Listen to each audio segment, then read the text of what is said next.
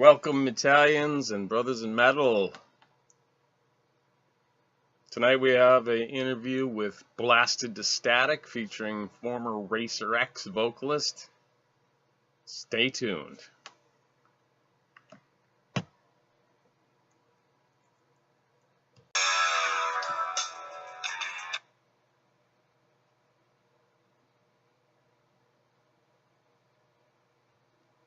Hello, this is the Gauntlet, and you're talking to Kenny Larson. What's up? This is Jeff Martin. How you doing, Jeff? Good. Can you hear me all right? Yes, I can. Can you hear me all right? Yeah, a little bit. Let me try it without the microphone. Is that any better? Yeah, well, it was good before, but now you've got it fully tubed out, so that's good. Okay, good. Yeah, I hear you better now, too. So, where am I talking to you? California? I live in Lake Tahoe, California, where we're just about to get shit on with a whole bunch of snow. Any second now. They actually gave the storm a name. They call it Cali. Uh-oh. Winter Storm Cali. So if they're giving the bitch a name, it's going to be doing something big, I would imagine. Yeah. Well, we need it, so it's cool. Anytime you give a storm a name, get out. Look out. You can... And a woman's name, especially, right? Yeah. Yeah, I used to work with a guy from New Orleans, and we had a show to go to in Topeka, and Winter Storm Carly or Cali, and he was from New Orleans. He was like, if they give a storm a name, I'm not going. No way in hell. Exactly. That's why I'm in the house. I'm talking to you. I'm not going anywhere. So. Okay, well, that's a great city to live in, I imagine. Yeah. No, it is. It's beautiful up here. You got to weed for the bears sometimes. They come knocking at your doors. Wow. Dumping over your garbage cans and stuff. Yeah, we got lots of bears, but they're all like big squirrels. Big squirrels, yeah. Not grizzlies? Yeah. Yell at them and they go climb up a tree and they're all scared and stuff. The minute one rips somebody's guts out, it'll all change. But for now, we kind of love them. Yeah, that's where they get their reputation. The 1 in 5,000 times they tear somebody apart. Yeah, right. Kind of like everything else in the world today, I guess. That's true. Well, I thank you for giving me the opportunity to talk to you. It's a privilege. You're welcome. To me. Now, where are you at? 816, where is that? That is Kansas City, Missouri. Oh, cool. You know a Neil Bettingcourt? I do not. You don't. He was a guy I played with right after Racer X. I put a band together called Bad Dog. And he was going to school at MI, and he's actually a badass guitar player, but the guitar player I had for Bad Dog is none other than Rush Parrish from Steel Panther. He's Satchel in Steel Panther. And he was only 16 then, but he found Neil Bettingcourt from Kansas City. And he made him a bass player. We were just the scariest freaking... They did the scariest dual bass guitar solo you've ever heard in your life. If you go online, look up Bad Dog on the Troubadour. Okay. I think our first or second show. We do a lot of shows, and they're just ridiculous. I mean, I don't know if you've seen Steel Panther at all. Yes, I've seen him. Russ is a fantastic guitar player, but to see him at 16 years old, and he'd only been playing guitar for 3 years or something, and we're doing Racer X songs. It was just like crazy. He just had it. He had the gift. Well, it sounds like a lot of the guys in this band have some gifts. Oh, yeah. I got a whole bunch of crazy cool dudes with more than just shred. They got heart, soul. And they're serious. Going on. Pardon? And they're serious. Oh, they're serious. Yeah, these are serious cats, no doubt about it. Yeah, it was great hooking up with Stu Marshall because I get so many tapes from different guitar players and different musicians who want are Racer X fans or they're Badlands fans or something, and they want me to do an album with them, and they're really great musicians, good players, and they're good writers, but I just don't sync with them as far as their writing is concerned. And as soon as I got some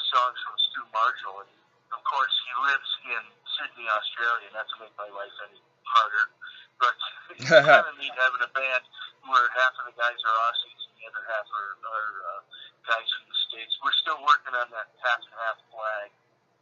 That's a cool idea. But yeah, so once I heard his writing, I just instantly dived with his writing right away.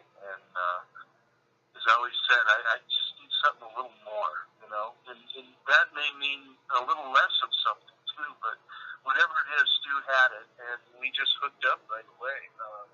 It was great. Well, that sounds like a logistical problem. You know, it is, unless you're going to go play on their side of the world, or they're going to come over on my side of the world. So, yeah, you know, it is a little bit of a logistical problem, but I don't know. Japan is very close to them. You know, their flights aren't that expensive to get to Japan, and ours are expensive. So, if we tour in Japan, or, you know, Europe is about the same. So, you know, we did our first show a year ago, coming up here not too shortly. Played at the Whiskey a Go-Go, and Stu and Clay T, the drummer, they flew in from Sydney, and along with Jason, who is a guy who does a lot of our cyber stuff, really good guy. But we ended up meeting there for the NAMM show and to do that show. And then we came up to Lake Tahoe here, and we did a whole bunch of photo shoots and rehearsals, and did enough photos and videos for, you know, the upcoming year. And then we did another few shows in this area, and then they just screwed off back to Sydney. But, you know, my evil plan is, that's one place I haven't been yet, is Australia. It's like at the top of my list. So I figure if I start a band with some guys from Australia, I'll get to go there. So, a lot of people go there with a two-way ticket and only use half of it, I've heard. The women are just stunningly beautiful, and as soon as we start talking, forget about it. Yeah. It's crazy. I take it you're not a married man? Oh yeah, I am, but I'm a man. And I am too. I can look. Of course you can. I'm not immune to the beauty of you know, God's creations. That's for sure. It doesn't mean I do anything about it, but they are just beautiful. Yes, they are. And awesome. Just I haven't met one that I've never. You know, some might get in your face a little bit. There could be rough and tumble, but they're just honest. They're real honest people, and I love that, especially being in the music business as long as I have. So you see a lot of dishonesty, and you know, having that honest part of it is pretty great. Jeff, would you mind if I just cleared something up real quick? Sure. It's Jeff, you, Rev Jones, and Stu Marshall. Am I missing somebody? Clay T. Clay, and I'll probably say his last name wrong. Takashian, or it's really long, and it sounds Aboriginal. And he's not Aboriginal, but it's not one of those last names you often see. So we just call him Clay T. He is a session drummer from, you know, the Sydney area, and just a really great. He reminds me a lot of Denny Karamasi from Montrose, which is my favorite American drummer. So go figure why I want to help you with that. Okay, so I think we're in the same generation, maybe. Oh yeah. Oh man. I'm usually the oldest guy at the shows besides the band. Actually, getting to play with Ronnie Montrose, I could taste it, and then, you know, unfortunately, he took his life. I think his cancer came back, something like that. But I love Ronnie Montrose a lot. I mean, as far as American musicians go, he's probably on the top of my list. And anybody who's played with him. So. Yeah. And Sammy Haggard was vocals for Montrose for a while, right? Oh yeah. Yeah. That first album was him, and the second album was him running. And then, of course, Montrose got a Ron James. I can't remember remember. He's also passed away. A really great singer on the later Montrose albums, like Jump on It, and Warner Brothers Presents, which is one of my favorite Montrose albums. But then later on in Gamma, he got. I'm trying to think of the singer.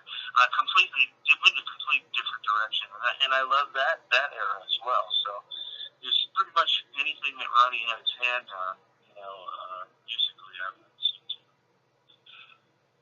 Yeah, that is a good, U.S. Feather in the hat, I guess is what. Oh yeah. Okay, so another thing I wanted to ask you about, and I don't want to spend a lot of time on other bands, but Racer X is legendary, and I've recently seen, well, not recently, but I can't remember. So you might have to help me. That some of them said featuring some Gilbert fellow, or yeah, Paul Gilbert. He's what was that about? well, Mike Varney found Paul Gilbert at age 15, through tapes and whatever, and Mike Varney was just starting. If you don't know Mike Varney, he's the president of Shrapnel Records, which found Ingve and just scats of really great musicians and great guitar players. Mostly in the '80s, it had a lot to do with guitar players, so he brought him out to San Francisco to do that first album. Through Mike, I knew Mike through a couple of projects that I had done when I was living in Phoenix, Arizona. One was St. Michael, another was Surgical Steel. So he put me with Paul, through the tapes and all that stuff. And Paul and I kind of wrote that album together, but over the mail, really, over the phone and over the mail. But yeah, Paul Gilbert is just like one of these ungodly shred masters, but he comes from the Beatles.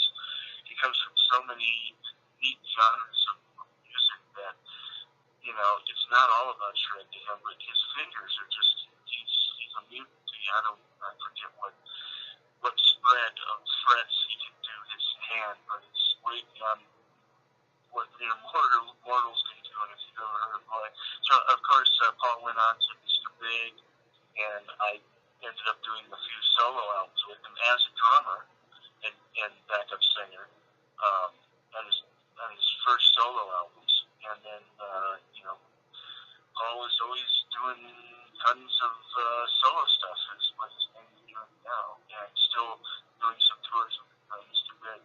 I often try to get, to see if we can do another Racer X album, but he just doesn't seem to be too captivated by metal music anymore, so it's kind of hard to bust that up.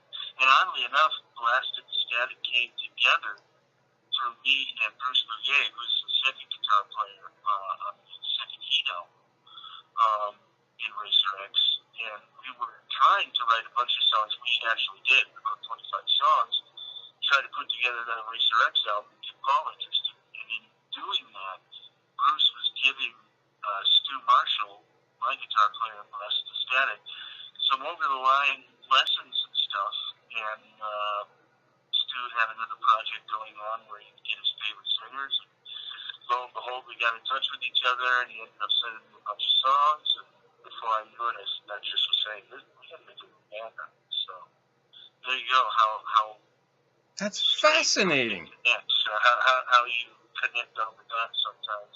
Yeah. You could probably connect the entire universe of professional musicians somehow by a couple degrees, right? Even by selling weed to one of them. Yeah, that exactly. All right, so Jeff, how many? You sound like you might be multi-instrumental as well as a very good vocalist, a very stylistic and kind of vocals that I really appreciate myself. And you are the vocalist and frontman for Blasted Static, which is, by the way, a very cool name. But that's crazy. I can give you a short synopsis. That name comes from a real thing that happened to me as a 12-year-old youth, a paper boy. I would deliver papers, and I was listening constantly. And of course, my daughter, who was going to college, always makes me. The reason she's going to college was for photojournalism and to try to get into, a rock mag. Is what she wanted to do. She wanted to be a writer and photographer, and she's actually doing some of that now. But like the old man of the sea, she goes, "Dad, tell me a rock and roll story from the past." I hung out with Judas Priest a lot in the 80s. We were best friends with Rob Halford and all the guys in Priest when I was at Surgical Steel. So I have a lot of stories, and some I can tell my daughter. One I just scratched and went way back. I was a drummer at the time. I was 12 years old, and the Black Sabbath Paranoid album came out. Yeah, I was just... which Sabbath? I'm sorry.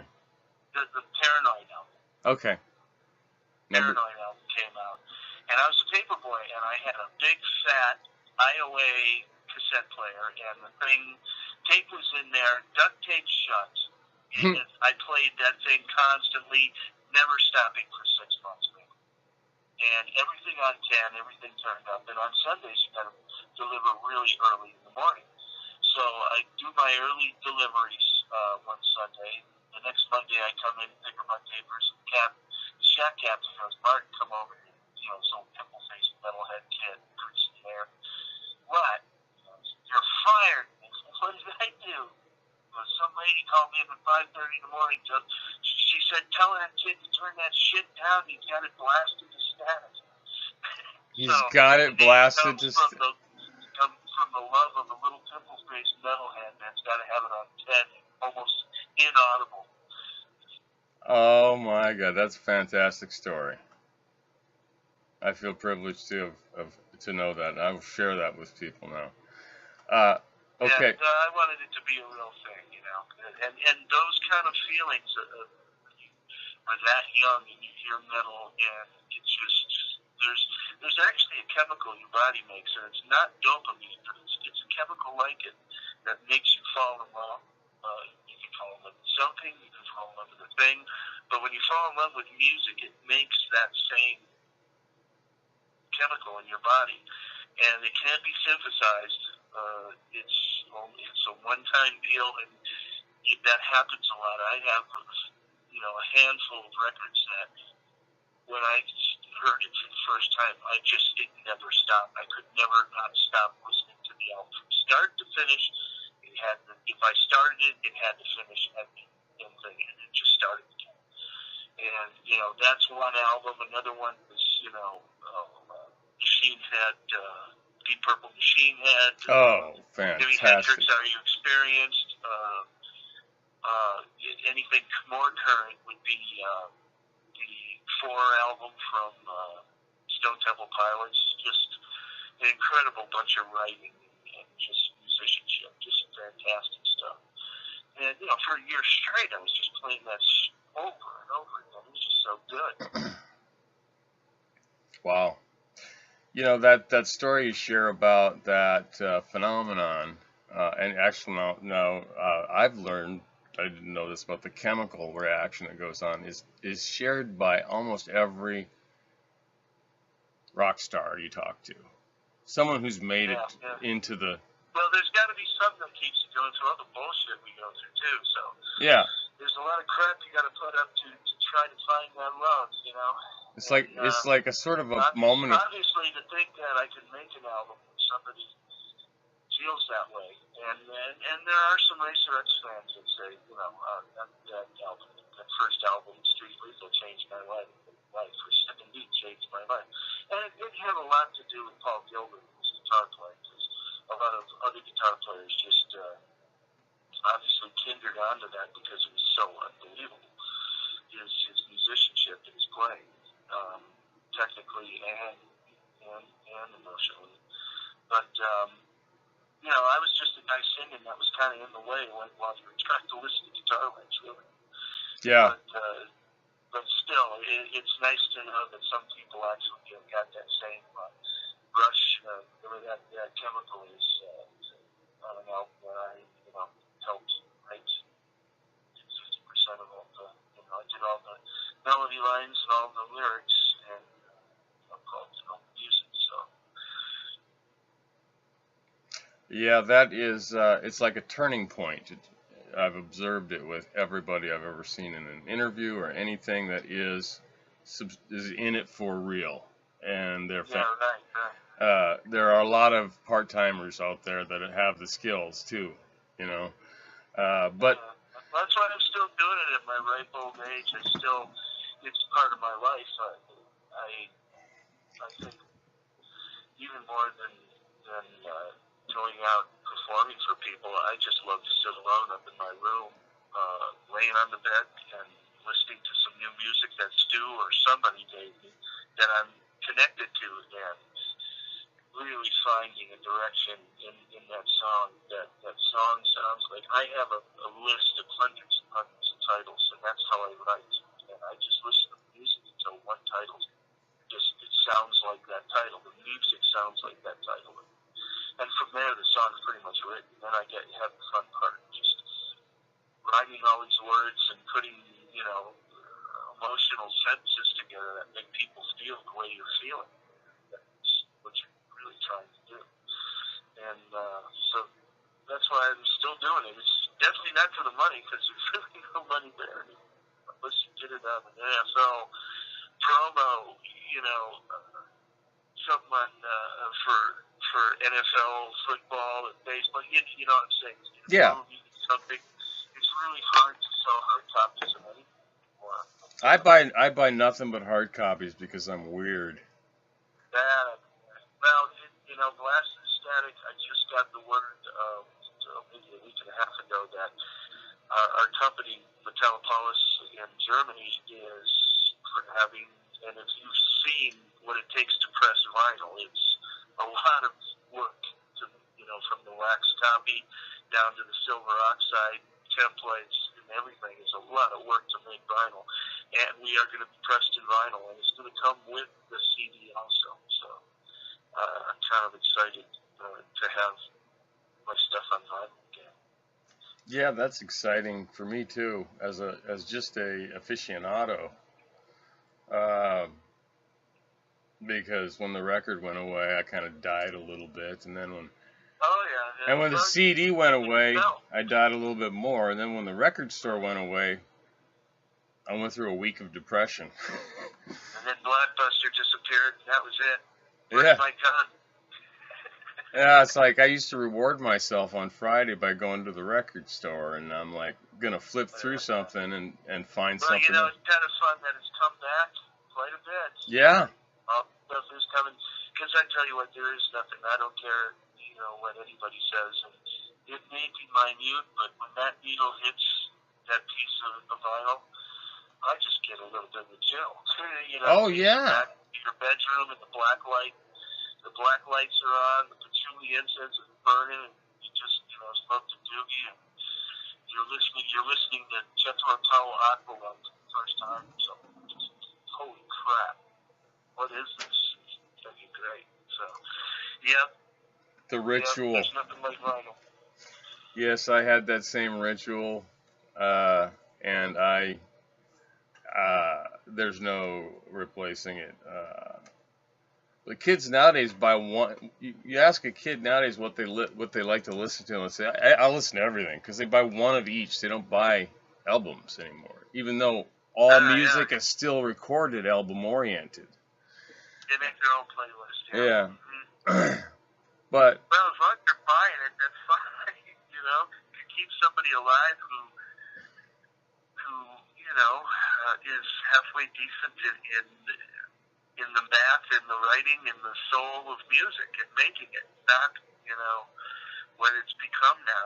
These people like Freddie Mercury, and we're not going to see those people anymore just because of the way music is gone. How it's delivered to people, and how easily it's made by any Joe Blow who wants to make it. And there's a lot of crap out there. Yeah, you got to sift through all the static. Absolutely. Well, let me ask this. This is a high pedigree. I guess I don't want to put you in the category of the canines, but uh, you got Right up a dog lover. you got some superstars here, including yourself. I don't, and Clay is, I guess, a session guy, but Death Dealer and Michael Schenker for both of you. My God, Yeah. I Well, mean, I was on I've been on a UFO tour back in I think it was '90. No, wow, not '90. It was 2000. It was jeez, that's late. for the Covenant record. Ainsley Dunbar had recorded the album, but didn't want to tour it, so I got to go to Europe and tour with UFO, and I remember I was in some crazy little German town. I think Michael Schenker's mom was there, and it was a real boomy backstage area. It was like a newer place, big high ceilings and big tile walls and floors. And I was singing Assault Attack, Graham Bonnet, who I love Graham Bonnet, and I'm singing the chorus to the thing, and all of a sudden Michael Schenker comes running out of his dressing room. Chef Lawson, you must play on my next album. You sound wonderful. And I go, really? What do you want me to do? I want you to play drums. He heard me sing, oh, you want me? I'm singing one of your songs. You want me to play drums? Okay. So from there, I ended up doing, I did 2 MSG albums, and then I did 1 album with Michael Schenker and Pete Way called The Plot. If you want to hear a really cool album, go dig up The Plot. Oh my God, Pete Way. It's a Pete Way album mostly, so it's him singing in his Cockney, I don't know if you call it really singing. It's going new Pete, going new vibration. That's the way he sings. It's very almost punk oriented. Right. Guttural English voice, but it's Michael Schenker playing guitar like Ron Wood of Rolling Stones. And it's real rock and rollish, and I had a 1964 Ludwig kit, just a 4-piece kit, and it just sounded amazing. The album was so much fun. It sounded so great. So through that, through me getting into MSG, I had played with Rev Jones in a band called the Black Symphony, and we were doing tours overseas with Dio. When that band was going together, so I met Rev through Black Symphony, and of course he's just a madman on stage if you've ever seen him, and an unbelievable bass player. Michael Schenker, being used to Pete Way, who's a madman on stage today, not so much playing, but he's a good player, of course.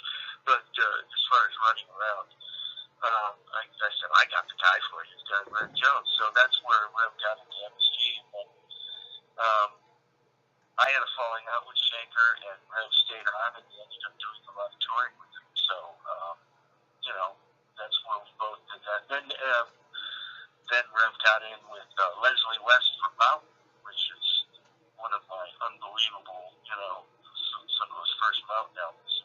Yeah, I played with Leslie just recently in New York with Rev. So we tickle each other's back, scratch each other's back, get each other's gigs for stuff. But Rev has a new solo project coming up that's just going to be unbelievable. I'm playing drums on it, and the stuff is amazing. And Rev's singing on it. It's just some of the most amazing stuff I've heard in ages. But that's more or less just like a side project thing. We really want Blasted to Static to be like a real band. We're really pushing to try to get some decent tours. Russ Parrish from Steel Panther had said that he'd take us on a leg with Steel Panther, so I'm still praying for that ship to come in. That would be a nice start. Your record came out in, looks like May. How is it? How the penetration in the marketplace been? Now that you have to measure it across about 15 different media forms. Yeah. We got you can get on Spotify. You can get it anywhere on all the electronic gizmos. If you want to look us up, you can go to blastedstatic.com and see all the different places you can get it, obviously. But like I said, now that vinyl is going to be coming out, and you can get the CD with the vinyl, and it's got an extra song on it. So it's the way to go. And I always put in a lot of effort into album cover art and stuff. And actually, my daughter, who asks me all these rock and roll stories, is the cover girl on the album. So you got to see what she looks like. With the baseball bat? And she's a metalhead, like. She's more metal than I'll ever be. Are you talking about the one with the baseball bat? Yep, that's my daughter. I'll be damned. Yeah. It's nice to see a metalhead without their back pierced. She's got a few piercings, but not many. Well, you said you do a lot of the writing. Is that the lyrics and the vocal melodies? Yes, that's mainly what I do. But every now and then I'll, like, with Racer X, I came up with the chorus and that musical wise. I'll come up with little blips and blurbs, but and there's a few Racer X songs where I wrote all the music to and the lyrics, but not many. When you're working with musician centers, dude, it's all over. You got Scott Travis from Judas Priest. You got Juan Alvaretti from Mars Volta. All these guys are unbelievable musicians, and you let them usually drive the bus. I normally like to just stick to writing to their music and to Paul's music or to Stu's music, and the collaboration is what gives something life, I think. To have the two different chemicals that mix together to make the one perfect chemical is kind of neat, Yeah. And it has to come from two different places. So that's why it just took me so long to find something like Stu where I had that feeling like I got this chemical bond. So. Okay, let me go back a second here if I can. When you were touring with Michael Schenker, and he put you on the drums, did you sing from the kit, or was there another singer? Oh, there was a number. When I did the MSG albums, there was a singer, and okay, because I have those first two albums, and I'm thinking, holy shit. Be aware of the Scorpions and the 25 years of rock, which is I remember Schenker giving me CDs that had 127 different parts on it, and they all went for maybe 8 to 10 bars. And he goes, I just want you to understand that I want you to just play to these little parts, and then I will assemble them at a later time after we are done, and it will be this whole story of my musical career. And that's what he did. I mean, that of any album that I've ever played on as a drummer, it has the least amount of runs because I'm just doing all these beats and feels and stuff, and I want you to feel as though you're a sunflower seeing the first rays of light in the morning. Now play the drums and give me these funny little blurbs in the studio. He's so fun to work with in the studio, so energetic and so creative, and I'm German too, so I'm coming from the same thing. Right. Except I don't speak German. I play really yeah. like he does. But not many do.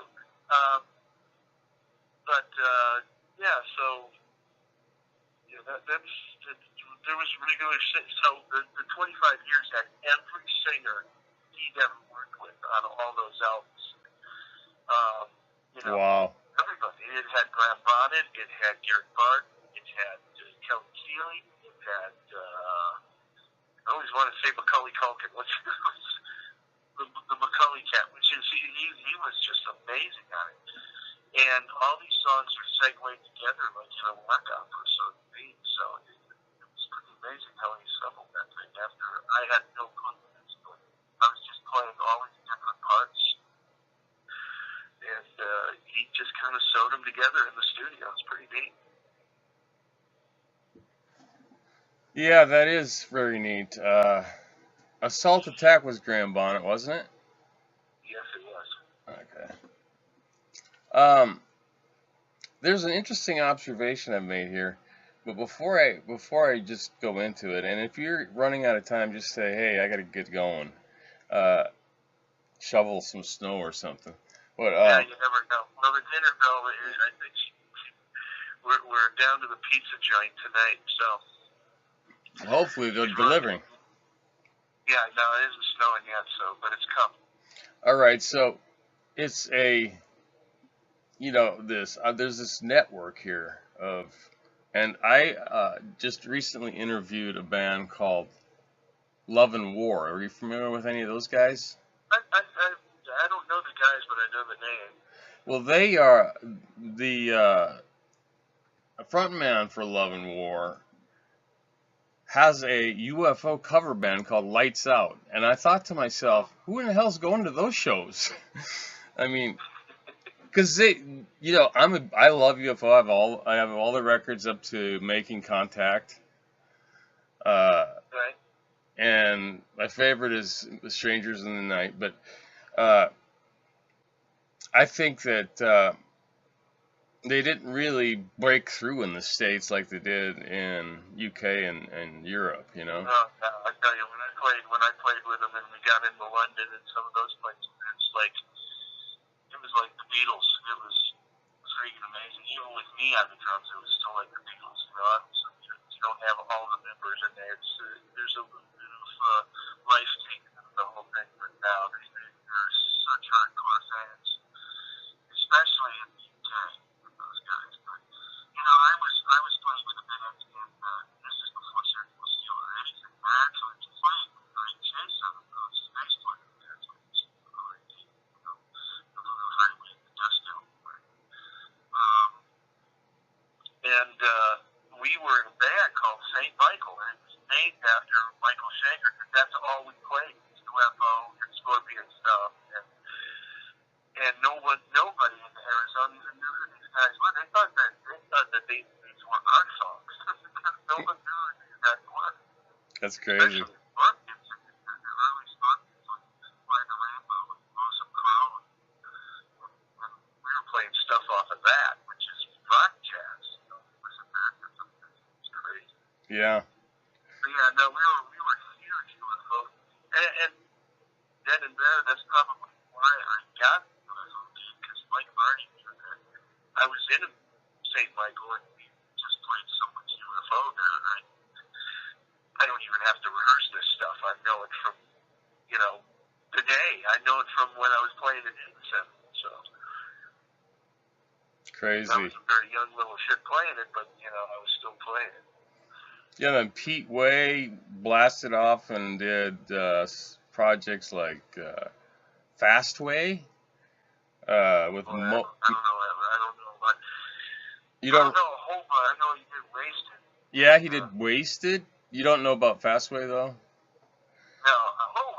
Yeah. Fastway. Yeah. With Fast Eddie Clark from Motorhead. Yeah. Great album. Yeah, and they did the remake of. That's why you have to look up the plot. If you haven't heard the plot, I want you to look that up. Give me a call back. You got my number and say, Jeff Martin, this is great, or Jeff Martin, this sucks. All right. It's so refreshing to hear Shaker, who never plays regular rock and roll guitar, to hear him wield on that stuff and sound like it's coming right out of the Stones. It's just amazing. And it takes a lot to be able to play a little grungier and a little less proficient. Sure. But I'll leave that up to you when you hear it. I love it. I've got an assignment. I love having an assignment for new music. There you go. All right. A couple things about the new record. There's some fantastic tracks on here. And and some cool names again. Suicide King is a fantastic track. The Hammer is fantastic.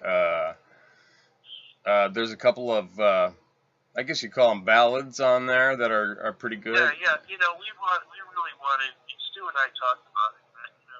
Getting back to the way we're talking about vinyl, the way music used to be, and how it was presented to us. But when you got a Black Sabbath album, you listen to two heavy songs, and then all of a sudden, a song like Changes would come on, or Fluff, or a number of any laid back, weird, or just some echoey parts. Electric Funeral. Yeah, any of that kind of stuff, and with the same with Queen, the same with Judas Priest.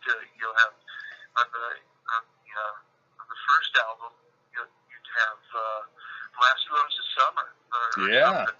And really, you can only saw something. And this is the way I feel about it, especially if I hear an album that's just totally gutturally just sawing your head off from top to bottom. It loses its flavor after a while because you don't get a break, you don't get a sonic palate cleaner to just lay back for 1 second and see there's another side of a band. But give your ears, give your mind a break, and then when that next heavy song comes on, you hear that song up all over again, even more than if it was just all solidly heavy stuff. So I love the dynamics not only in volume but in emotion and everything. And that's what I set out to do on this album. And that's what's going on here. Like you're saying, Suicide King is kind of like, even at my Racer X albums, all our Racer X albums, there's always one race, hell-bent for leather sort of song, because I grew up real close to a racetrack in Milwaukee, Wisconsin, and grew up with that stuff. But I also loved Hell-Bent for Leather from Priest, and I just love that direction. So that's kind of in that Priest direction and in that Racer X direction at the same time. And then the Hammer is kind of more just like a hard rock song. That's kind of devoted to me getting older and getting up every morning, looking in the mirror and going, what the hell happened to you, dude? And every time I do that, there's another nail in the coffin being driven by the hammer. So, that's the directions of those. So, yeah, there's a lot of different directions, but I think it sounds, I wanted it to sound like a combined album, something you'd want to listen to from top to bottom and not just pick out this song or that song. Yeah, I think you've successfully achieved that. That's the way I've been listening to it on heavy rotation here. Awesome. So, and the Devil's... I couldn't ask for anything more. The Devil, thank you for making it. It's a resurgence of, or re-envisioned glory days of album-oriented rock, I guess. But yeah. Mechanically speaking, yes. But all of us, including Stu is much younger than I am. I'm the oldest in the whole band, and we all came and made music in different periods of time. So that all gets thrown into that alphabet soup. And all the people that we listen to, including Sabbath and different bands, help to make that all stew together into what Blasted Static is. So it is kind of a retro look at it, but at the same time coming from newer things. Yeah, it definitely belongs in the 2000s, but it has echoes of. Hopefully, the heart and soul of the 70s is all I could ask for, and of course the 80s. Even though in the 80s there was a lot of schlocky stuff going on at the same time, and I'm sure anyone that wasn't brought up in with 70s music would really get that. But when you were brought up in 60s too, I was very young when my sister brought home the Beatles, and I heard that for the first time. That's when I said, I want to be on. And then I heard the Jimi Hendrix Experience album, and I said, I want to be good. After Ringo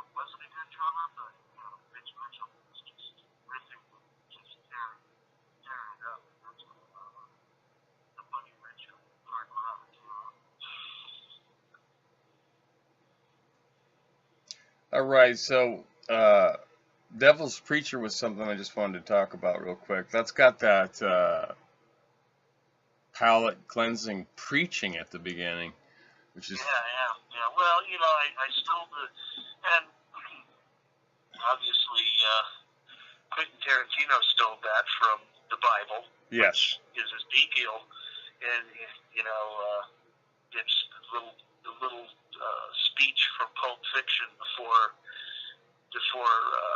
Samuel L. Jackson blows somebody away. He's got to tell this little speech, and I always thought that was really great. I wanted a great fire and brimstone Southern style kind of speech in the beginning, and because the song is kind of a double-edged sword, like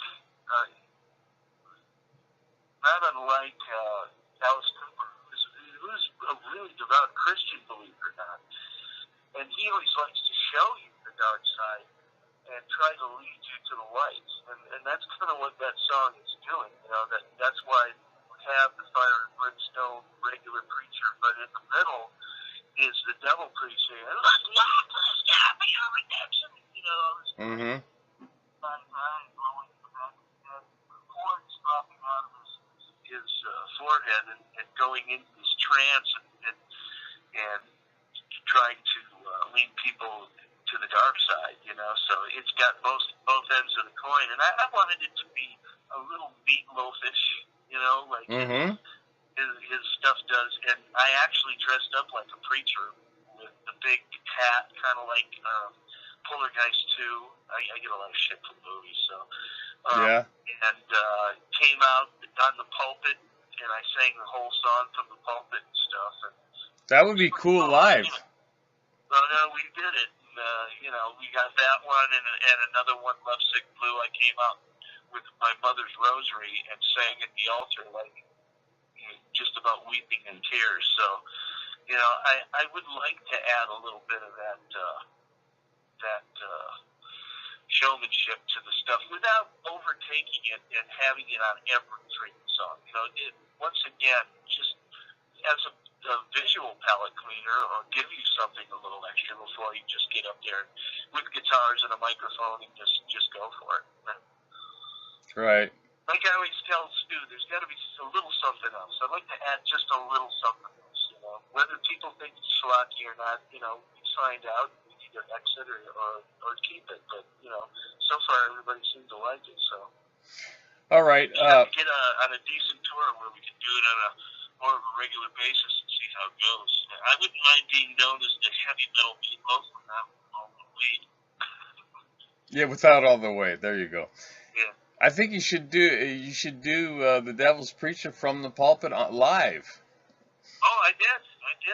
Oh, for cool. Yeah. We did that live. Yeah, we did it that way live. Yeah. And you did Lovesick Blue Part 1 and Requiem with the whole thing. Wow. So you're Catholic. Yes, I am. I am a cradle Catholic as well. That means we can tell. One Catholic is this on another one. No, there's no doubt. Who's Francois? Who's what? Oh, that is Stu Marshall's grandfather. Aha. He wrote that song. He either wrote it to him before he passed, while he was still sick, or after he passed. I'm not sure, but you would have to get that from Stu. But once again, I wanted it to end, instead of an abrupt ending. Stu said that to me and said, like Tony Iommi does, and I can't remember the name of the song because it's such a little blurb on the album, but he does this. I know where he got the idea, because Ray Dillon, who was the lead singer in Badlands, he was also lead singer for Black Sabbath for a short period of time, and got a lot of the stories from the guys while he was working with them. And this song, that was an acoustic song on a Black Sabbath album, he got from an old Hercules movie when Hercules saw the golden fleece for the first time.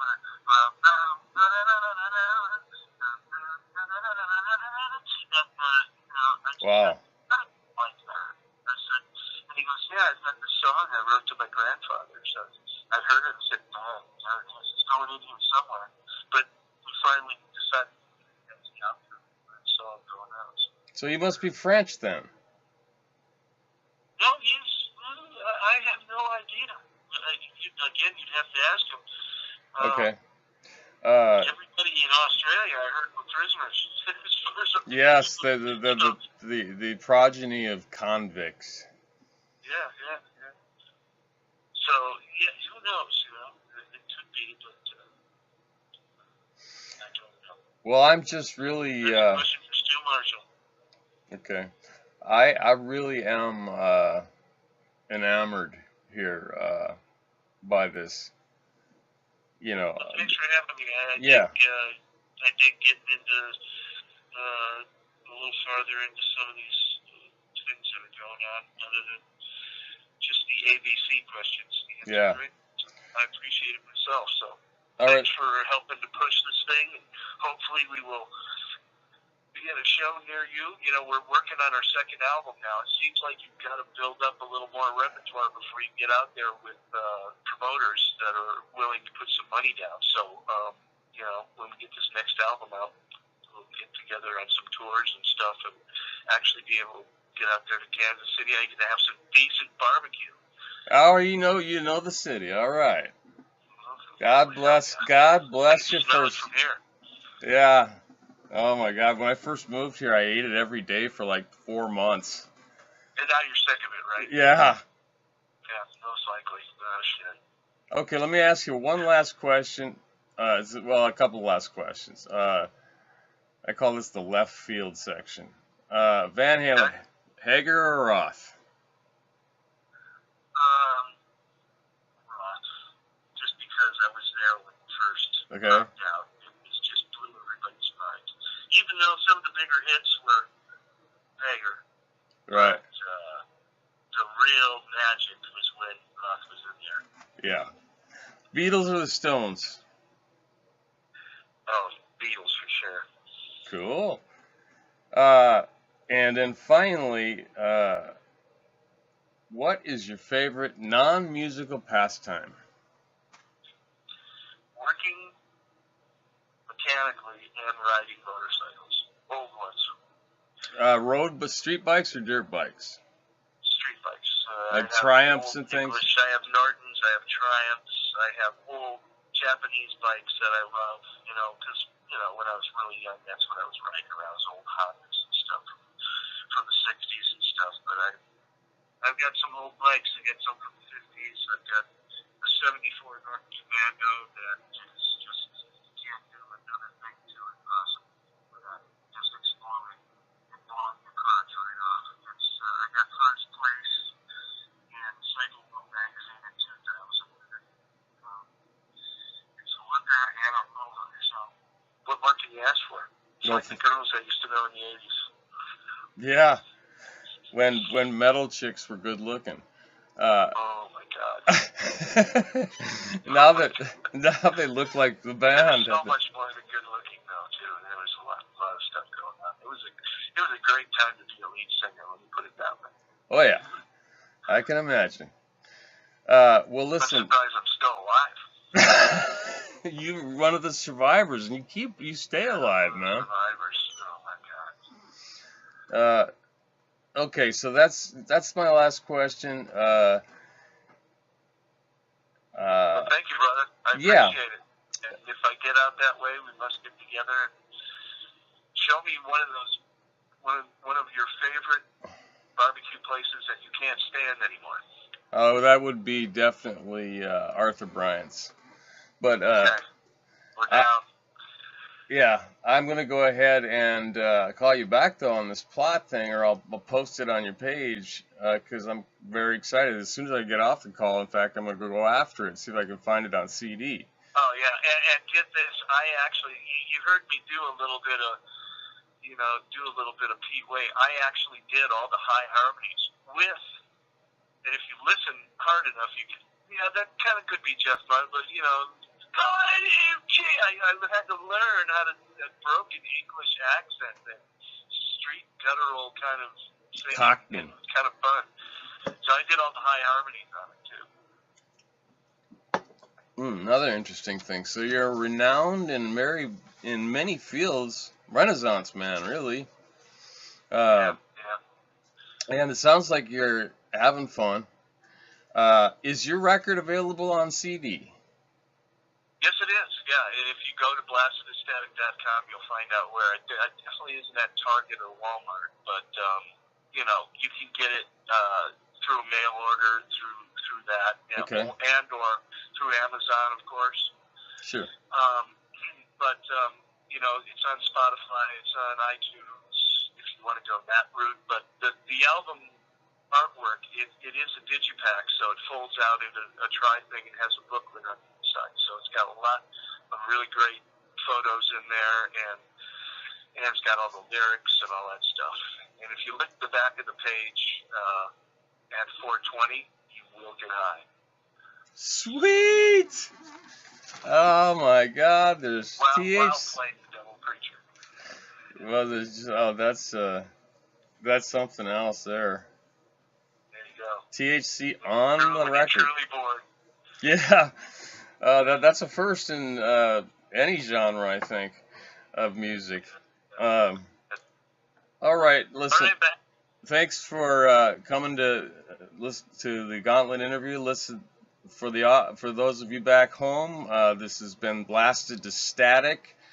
Jeff Martin, lead singer, a very good record, worth owning in any collection, and is available anywhere music can be found. Thanks a lot. Thank you, bro. Take care and have a good evening. You do the same. See ya. See ya.